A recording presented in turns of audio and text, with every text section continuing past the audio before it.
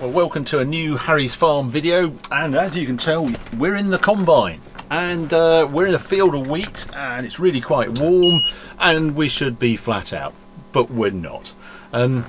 Since the last video I did, we've had quite a busy time actually. We've had the combine on the other farm about a mile away, and we cut the wheat up there. That was my best wheat up there. I had hoped to do a report, but it all got a bit fraught because a magazine wanted to do an article on it, Octane magazine, so we were doing a shoot on a magazine shoot during the day, and we just didn't quite get round, couldn't find time to do a video. But I thought that'll be all right. We'll come back home and I'll do an update from here.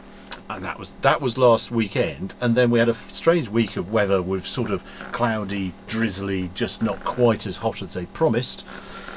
But we got a couple of fields done here which were drilled at the same time as the other block, the first wheat, and we moved into this field hoping to go. Just while I'm here, I don't often get on it, my son drives the combine genuinely, but just wanted to show the controls. He stares at this screen up here that gives him a sort of output of what we're doing. You can see the moisture average is 16%. Now we want that below 15%, which is basically why we're not going at the moment. This is the weight. Yields on the better wheat weren't too bad, so 7 tonnes a hectare is just under 3 tonnes an acre. I think it's a bit less. I think this has been a bit optimistic, this machine. But we get a map and it's all quite useful because I can look at the data it produces, look at the map, look at the weak areas of the field. It's like a contour map, and so that was where we got that compaction or where we got the flooding. It's just an interest thing at the moment for us, how this all works. But yeah, why aren't we cutting wheat? Why aren't we, on a day like this, flat out making loads of dust? Well, if you swing round, you can see that we did actually have a go at cutting wheat. We did a one strip down this bit which we thought was right. This is the field that we drilled in December, so the wheat we did up on the other farm was the end of October. That's why it was the first one to ripen. And then it rained and rained, if you remember back to November last year. We had a tiny few days of dry beginning of December. We put a little bit in here and then it continued to rain. And we finally got the majority of the wheat in up here on the 5th of February. And it's really causing a bit of a problem. So with such wonderful weather, why aren't we going flat out? Well, to show you, we need to go out and I'll show you why this wheat isn't quite fit for combining.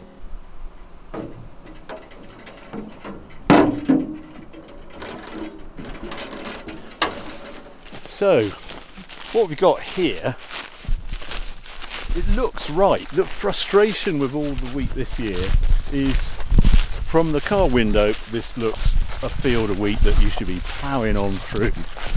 And this is the bit where it really droughted out. Remember when I did those drone shots and we saw all that droughting out. So it looks ready when you come down to have a look at it. Got a really good chop. Basically there's 2 gears I discovered on the chop on the back of the combine, and we had it in first and we popped it into top, a faster chop. And we've ended up with this, which is just going to incorporate straight away, very easy to do. So we're not baling this field. We actually baled the other farm. I had someone really desperate for straw this year, and it just helps the margin, but it does mean you're removing more from the field, and I like to incorporate it back if I can to build up the organic matter. So anyway, this is where we came to a halt last night, and the problem was this is not fit. It's a funny term, but that's what we call it in farming. It looks fit, i.e. ready to combine, but what we've got is regrowth going on in here. And if I look carefully, I will find, here we go, this is what's happening. So we had all that rain in June, and the crop, bless it said, oh, I've got a chance to put some more tillers out. So it was ready for harvest, and then it's put these sort of things out.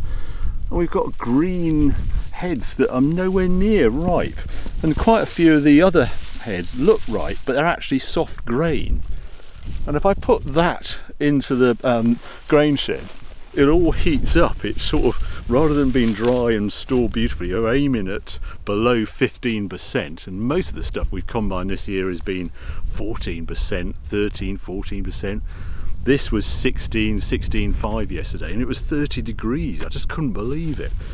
How much green there is. I can now see it everywhere. Look, there's one green head there, and there's another green head. Now what we've actually done, we sprayed the whole field with Roundup, and that really needs 2 weeks to take effect. We only sprayed it a week ago. There's some storms coming, but I'm just going to ignore this field for a week and come back next weekend. So frustrating, because we could have finished in this weekend. You know, today's Sunday. We came in, we started sort of 1 o'clock yesterday. We could have cleared, we've only got about 60 acres to do. Can't finish. But anyway, we're busy doing other things. So I'll take you now to the grain store so you can just see this wheat, and then on to what we're actually doing today. Not on a motorbike today, because I always get very worried motorbikes when it's straw around, hot exhaust, etc. I'm actually in this. This is it's going to be a long-term loan from BMW for 6 months. It's the X5, but it's the 45e model that's plug-in hybrid. So we've got it on electric. We actually had an X5 years ago when they first came out, and I get teased as a farmer car, but I just quite like these, and I really want to find out how it works with electric. And when you're touring around farms like this, it's quite good because you have it on pure electric, and then there's no heat. You're not worried about setting straw alight with your hot exhausts and things like that. Anyway, off to the grain shed.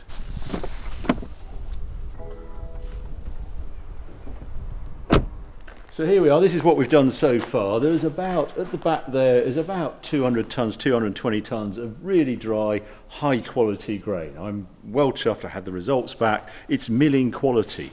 And milling quality is going to get us out of jail financially this year, because a significant premium for it.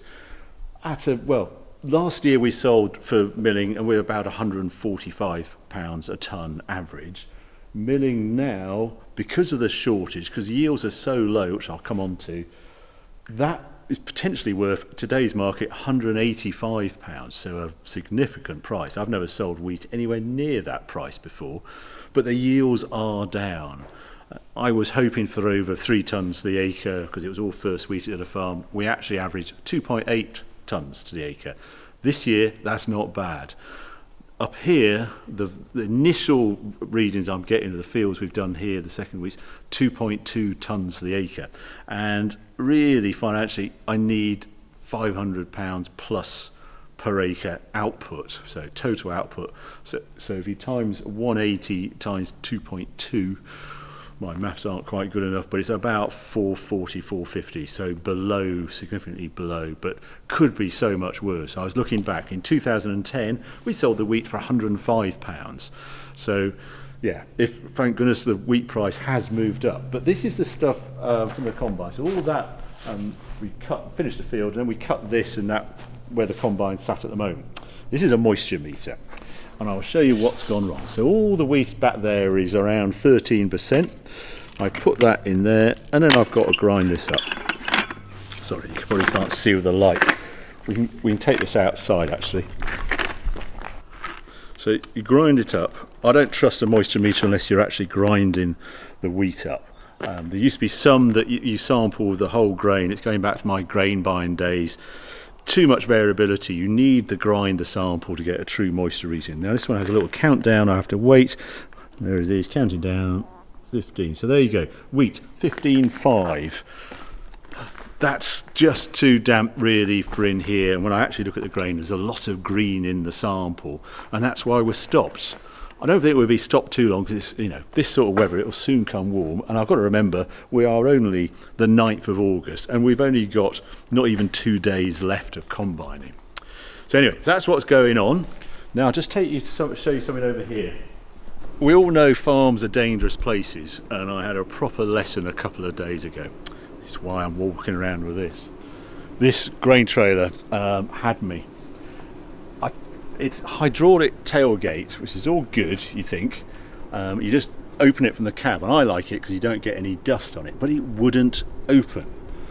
It was all sort of caught up here, and I was trying to get it open. The tractor was running. I was in the grain shed on my own, and I almost don't want to do it, I put my thumb up there, and there's a bolt there and there, and suddenly the grain trailer closed on my thumb, full hydraulic force, agony, and I'm standing there, I'm trapped, I haven't got a mobile phone on me, I've got nothing.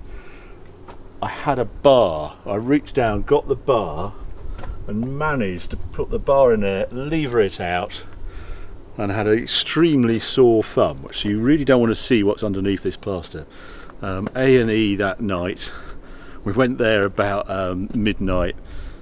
Quarter to six I discharged myself because there just wasn't any doctors around. Went in the back the next day and got fixed. Very kindly, nurse pierced it and all dressed, and I'm going to have a thumb. I've got a thumb, but it's a real lesson. Farm machinery just waiting to eat you if you're not careful. Right, there's a field here with the tractor, and this is the final bit where I'm quite excited, because when you have a harvest like this, all you want to do is get it out of the way and turn to next season. So this is the wheat field we were doing last night, and you can see what an amazing job again the straw chopper's done. It's just destroyed the straw. I mean, it's just nothing. The soil is very pretty dry. There's a little bit of moisture down there. And this is where you start turning to, you'd want to forget all about 2020, because it's been a horrible season, all sorts of ways, and you're now focused on what you're going to grow in 2021, and this field is destined to go into oilseed rape. I'm taking a proper punt putting oilseed rape in, because most people are dropping it, but I haven't grown it for 8 years, and my thinking is, if I can establish this really cheaply, well, if it doesn't work, at least I haven't spent a lot of money on it. And I need a different break crop from winter linseed, because you can't grow it that close in rotation, and you know, the yield wasn't great this year. I want to try a different break crop. I'm going to start out with oilseed rape, hopefully we get it, and the seed growers are really keen that farmers continue to grow it, so much so they're actually putting a guarantee on their seed. So I've chosen an aggressively growing variety, I think it's called Excited, that has a lot of vigour about it, so it should get up and establish before the winter comes, and hopefully grow away from cabbage stem flea beetle. That's the big problem, and now we don't have this seed dressing, where it's got banned in Europe, so we're not allowed to use it. So it's just, can you get it away from the cabbage stem flea beetle? So I'm going in with this machine. This is a Carrier cultivator. I've used this last year, you've probably seen it before. Basically it's a series of like this disc here, and what I'm trying to do is just scuff up the land to create a little bit of a till. So those two discs do that, the roller packs it down again, and I'm left with this. I'm left with this sort of thing. So the straw is slightly incorporated, but there is a sort of soil there. You can imagine putting a seeds into that. And what I'm going to put next job, once I've done this, and this flies across, this does 10 acres an hour, there's only 35 acres ready at the moment, so 3.5 hours is what I've been doing this morning. I come out with the spinner, the broadcast machine. When we put the mustard over there, I had that thing on the front, we poured the seed in there and it spun it on, and behind is something called a straw rake, and that just gently sort of harrows this and mixes the seed gently with the soil. Dirt cheap, because it doesn't take very long to do. It's all home labour rather than using a contractor to put it in, and we'll just see how we get on. But I just think it's worth doing this year, and as I say, it's just such a relief to start thinking about 2021 harvest rather than reflecting on the nightmare of 2020 and the season from hell, from weather point of view and world situation, etc. So there you go, there's a catch up of what's happening on Harry's farm. I hope you enjoyed this edition. If you have, well, keep watching, keep subscribing, more videos coming along very soon.